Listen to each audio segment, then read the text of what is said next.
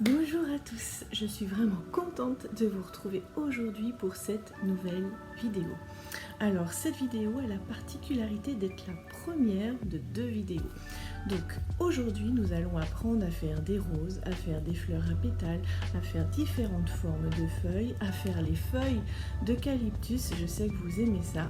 Et donc la semaine prochaine, ou peut-être avant, je sais pas, on verra, ce sera la surprise, on fera le tuto pour mettre en pratique en fait ce qu'on aura appris aujourd'hui pour faire une jolie couronne florale.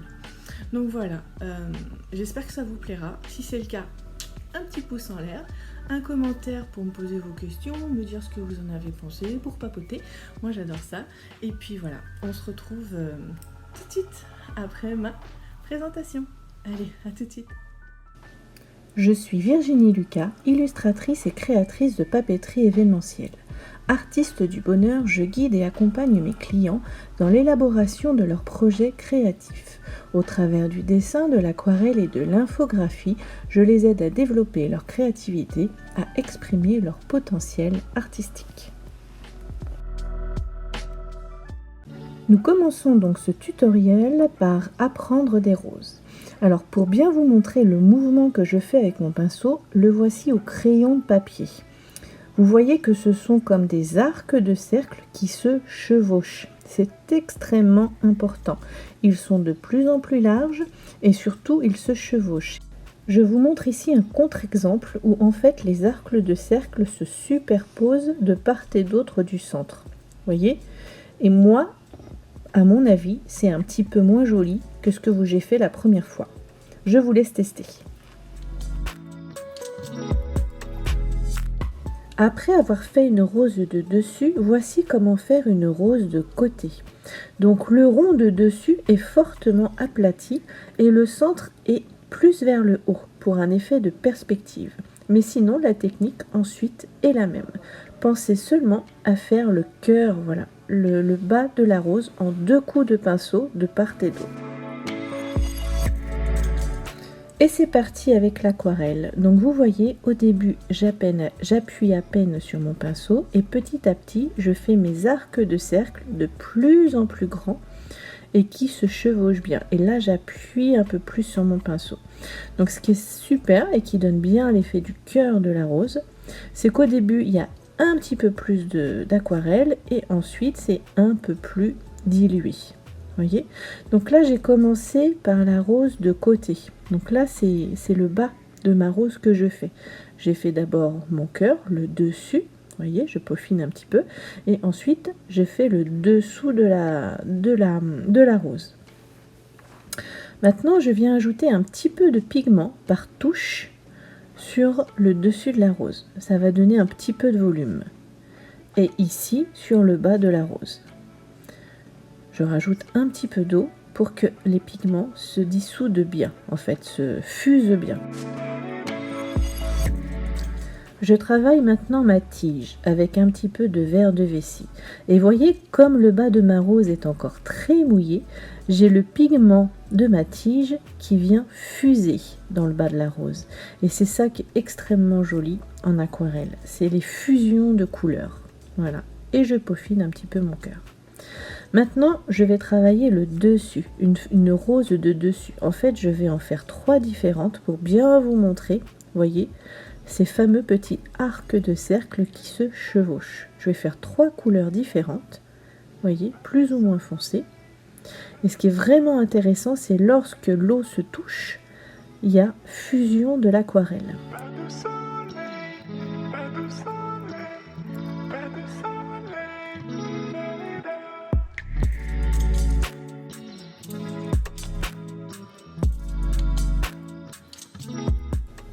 Je commence maintenant la rose qui sera juste à côté. Elle aussi de dessus, je vais faire exprès que les pétales viennent toucher ma précédente rose. Et vous allez voir comme les couleurs vont fuser.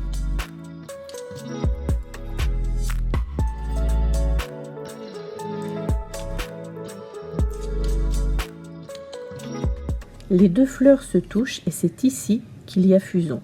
C'est ça qui est intéressant en aquarelle. Pour que vous en compreniez bien le mouvement, j'en fais une troisième.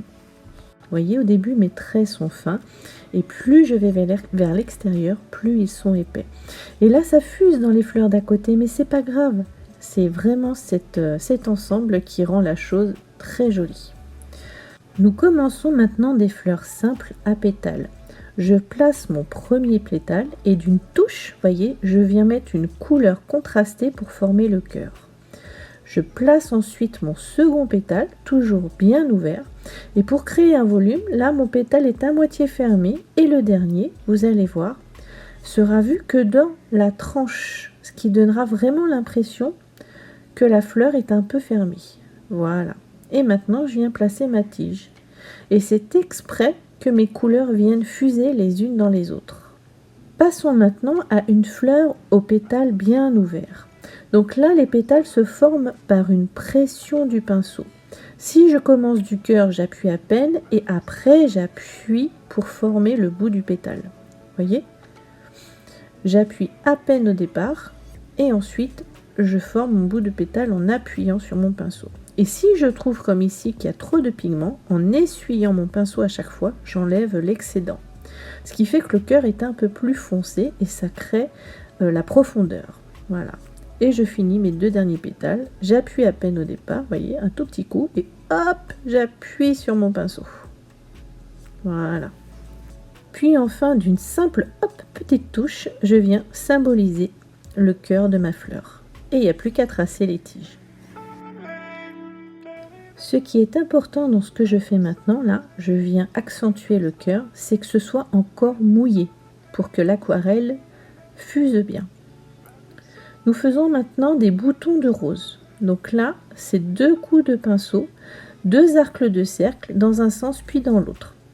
Et là, je viens juste ajouter ma tige. Vous voyez, c'est vraiment très symbolisé. Un coup dans un sens, hop là, un coup dans l'autre, hop là. Voyez, et après, si vous voulez rajouter des petits détails, vous pouvez.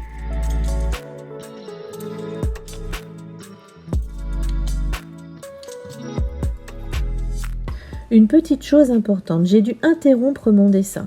Donc là, j'ai remouillé le bas du bouton pour pouvoir faire ma tige et que la couleur, voilà, fuse dans le bas du bouton et garder cet aspect aquarelle.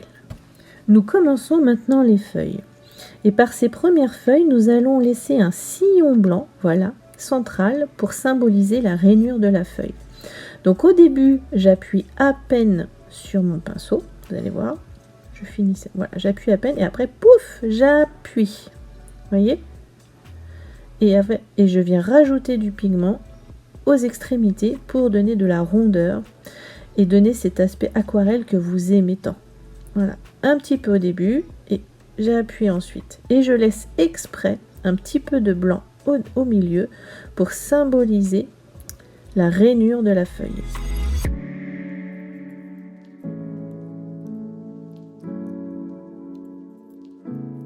Nous allons maintenant faire des feuilles plus rondes. Donc je fais le même principe que tout à l'heure, sauf que je fais vraiment le bout de la feuille très rond. Et je laisse encore une fois une petite rainure centrale. Et vous voyez comme les pigments viennent se concentrer là où vous avez amené votre pinceau en dernier. Et là, moi, j'en rajoute, voyez, dans des couleurs un petit peu différentes. Alors, n'hésitez pas à jouer avec vos verres. Hein. Vraiment, plus vous aurez des nuances, alors il ne faut pas en avoir 50 non plus, mais avoir 2-3 nuances de couleurs dans vos feuilles, ça peut vraiment apporter quelque chose d'intéressant. À vous de tester. Et vous voyez comme les pigments viennent se concentrer seulement où il y a de l'eau. Je tapote à peine mon papier et tout de suite, ça donne de la matière à votre aquarelle. Nous faisons maintenant des feuilles que j'adore faire. Alors on fait d'abord la tige centrale et après, ça je vous l'ai appris dans ma première vidéo, je vous mets le lien, avec une pression du pinceau, vous formez la feuille. Donc au début on appuie à peine et pouf, voilà, on fait le ventre de la feuille lorsqu'on appuie le pinceau. Et je viens rajouter des pigments au plus près de la tige. Vous voyez, avec différentes couleurs. Là on voit bien qu'il y a différentes couleurs.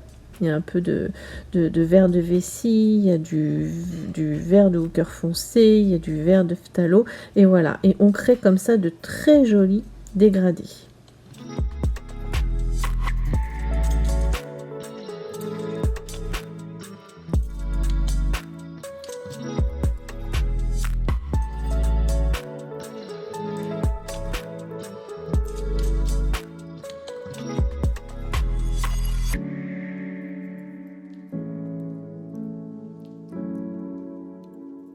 Nous faisons maintenant le même principe mais avec des feuilles beaucoup plus petites, voyez.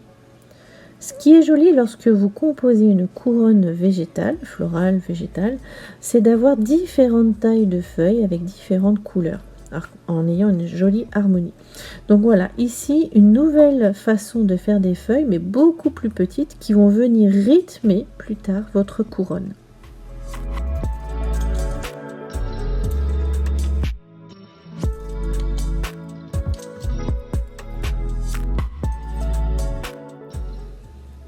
Et vous voyez comme j'utilise, voyez, un vert encore différent et je trempe mon pinceau maintenant pour avoir une feuille plus claire. Donc jouez sur les intensités des feuilles aussi bien que sur leur couleur. Nous allons faire maintenant des traits très fins. On effleure à peine le papier. Ce sont pas des feuilles en soi, on dirait un peu de la bruyère, moi je trouve. Et en parsemer comme ça sur votre couronne, ça peut aussi aider à la rythmer et à y apporter de la variété.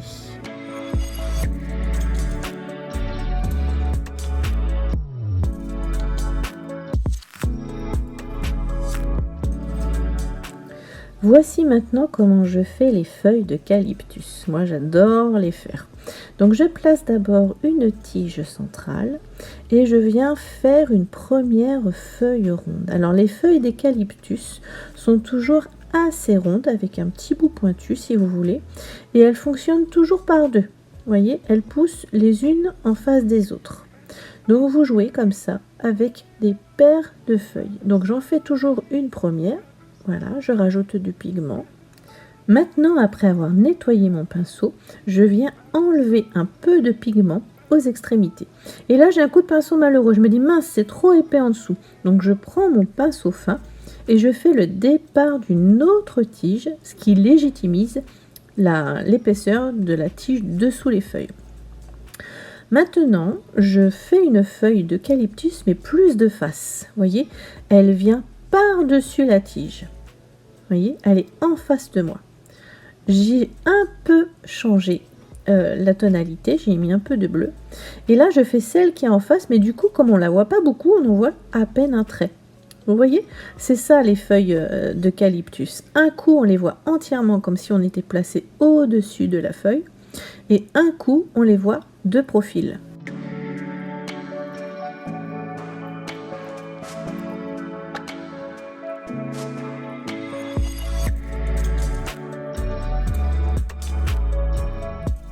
Je viens travailler maintenant les feuilles de mon autre tige et je fais exprès, encore une fois, qu'elles se touchent. Ça va venir faire fuser, enfin les couleurs qui les composent l'une et l'autre vont fuser et ça va faire une jolie, en séchant, ça va vraiment faire une jolie teinte. Alors pensez bien, qu'en séchant, l'aquarelle est un peu moins foncée que ce que vous voyez à l'état mouillé. Donc ne pas hésiter à intensifier vos couleurs. Je termine maintenant cette tige. Alors plus vous allez vers le bout de la tige, plus vos feuilles sont petites. Vous voyez? Et normalement, enfin moi j'aime bien la terminer par une petite feuille, parfois un peu solitaire. C'est juste pour clore le bout de ma feuille.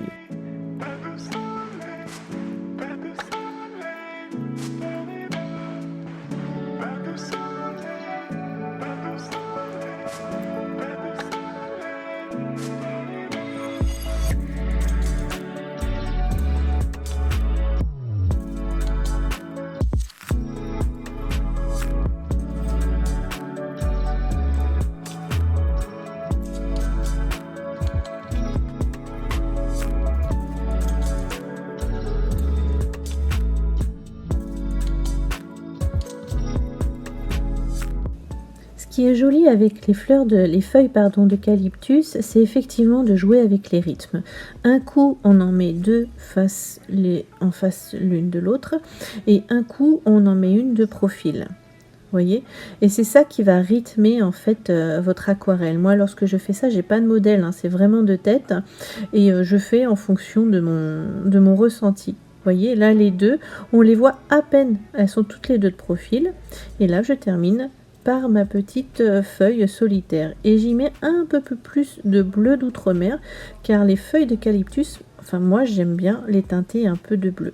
Et si je trouve comme ici que c'est un petit peu trop fort, je veux que ce soit plus doux, avec mon pinceau propre, voilà, je viens enlever l'excédent d'aquarelle. Et c'est terminé pour cette première partie. Abonnez-vous, la semaine prochaine on fait ça. Et un petit pouce en l'air si vous avez aimé. À bientôt, merci.